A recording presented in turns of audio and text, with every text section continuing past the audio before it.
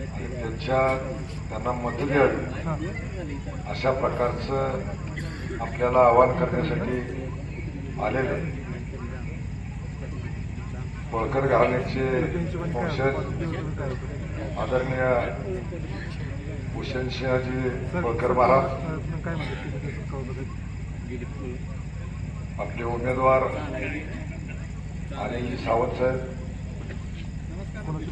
कोकाटे साहेब, आमचे मित्र धीरज, स्टेजवर असलेले सर्व वेगवेगळ्या पक्षाचे पदाधिकारी, आपल्या गावातील सर्व वडीलधारी मंडळी,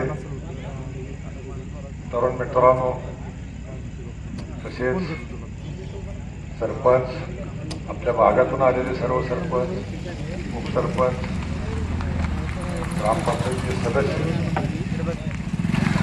सोसायटी असेल किंवा दूध संस्था असतील या संस्थांचे पदाधिकारी आणि आपले सर्व ग्रामस्थ, आपण एक महिन्या दीड महिन्याखाली एक सभा घेतली होती आणि आपण राष्ट्रवादी पक्षात आपल्या सर्वांच्या साक्षीनं जाण्याचा निर्णय घेतला, आपल्याला विचारून घेतला आणि त्यावेळेला तुम्हाला सांगितलं होतं की मी किंवा तुम्ही सगळ्यांनी मला सांगितलं होतं की आपण राष्ट्रवादीत जावं आणि राष्ट्रवादीच्या माध्यमातून आपण तिकिटाची मागणी करावी आणि दुसराही आपण शब्द त्या ठिकाणी दिला होता, तो महत्वाचा आहे की आपले 4 जोडीदार होते, अनिल सावंत होते, नागेश काका भोसले होते आणि शेळजी होते. आम्ही चौघांनी मिळून जायचं, चौघांनी मिळून तिकीट मागायचं आणि ज्यांना तिकीट मिळेल त्याचा सर्वांनी आम्ही प्रचार करायचा आणि त्यांना निवडून आणायचं, हा देखील शब्द आपण त्या ठिकाणी दिलेला होता.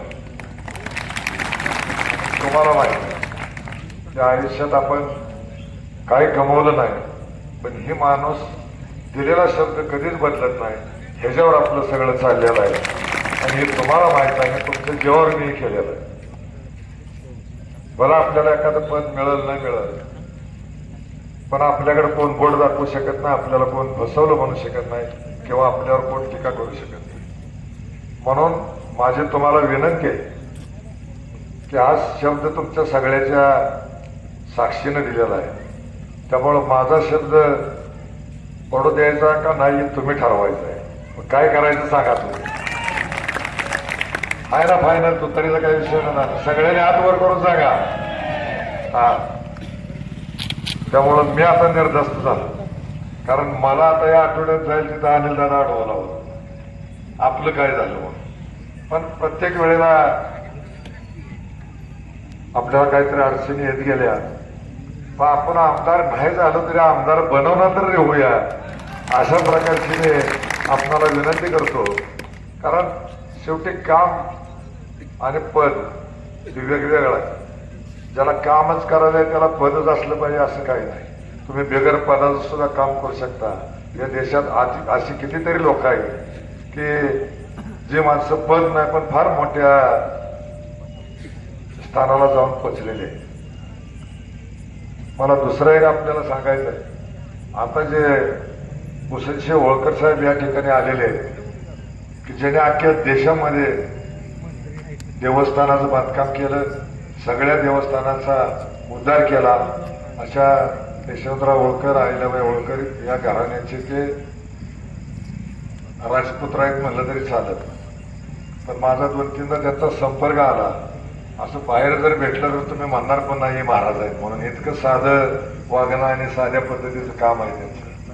आणि सगळ्यात महत्वाचं म्हणजे त्यांचं वर फार कमी वय आहे त्यांचं. आता मी 60ला आलोय तर मी पहिल्यांदा पवार साहेबाकडे गेलोय, पण पवार साहेबांच्या किचन कॅबिनेटमध्ये ते आहे. म्हणजे एवढा विश्वास ह्या वयात त्यांनी ह्या संपादन केलेलं आहे. कारण ज्या वेळेला राष्ट्रवादी पक्ष फुटला आणि सगळे मोठमोठे आमदार मंत्री सगळे पळून गेले, त्या काळात त्या होळकर साहेबांनी आदरणीय मोठ्या साहेबांना साथ देण्याचं काम, त्यांच्या पाठीमागं खंबीरपणे उभं राहण्याचं काम त्यांनी केलेलं आहे. आणि आजच्या पुढच्या काळात महाराष्ट्र जो घडवणार आहे त्या घडणजडणीचं काम त्यांच्या हातून या ठिकाणी होणार आहे. म्हणून त्यांना आपल्या सगळ्या गावकऱ्याच्या वतीने मी शुभेच्छा देतो.